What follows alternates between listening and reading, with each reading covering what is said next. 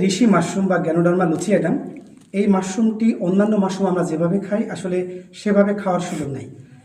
এই মাশরুমটি মূলত ঔষধি গুণের কারণেই সারা পৃথিবীতে জনপ্রিয় এবং এই মাশরুমে ক্যান্সারের মতো সমস্যাকেও প্রতিরোধ করতে পারে এবং যাদের হাই কোলেস্টেরল রয়েছে, যারা নিউরোপ্যাথি সমস্যায় ভুগতেছে, যাদের হাইপার টেনশন রয়েছে, এই জাতীয় রোগীরা এই মাশরুম খেয়ে অনেক সুস্থতা পেতে পারেন। তো অনেকে আমরা দেখি মাশরুম পাউডার করে খাই, আবার অনেকে দেখি এটা ভিজায় রেখে পানি গরম করে নির্যাসটি খাই। অ্যাকচুয়ালি এভাবে খেলে মাশরুমের যে উপকারিতা রয়েছে সেই উপকারিতা পরিপূর্ণ পাবে না, সে কিছু পরিমাণ উপকার পাবে।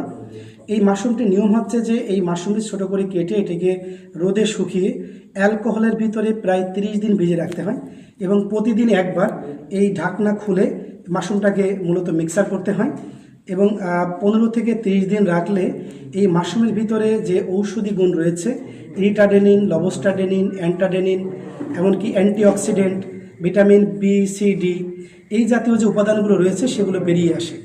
এবং আমরা জানি যে অ্যালকোহলের সাথে যে নির্যাসে রয়েছে, অ্যালকোহল তো সরাসরি খাওয়া যাবে না, সেই ক্ষেত্রে আমরা আবার আরেকটি মেশিন নিয়েছি, যে মেশিনে তাপ দিয়ে অ্যালকোহলটাকে আলাদা করা হচ্ছে এবং মাশরুমের নির্যাসটাকে মূলত রাখা হচ্ছে আলাদাভাবে খাওয়ার উপযোগী করার জন্য। তো ঋষি মাশরুম মূলত ঔষধি মাশরুম।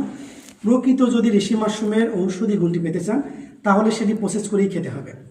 ধন্যবাদ সবাইকে।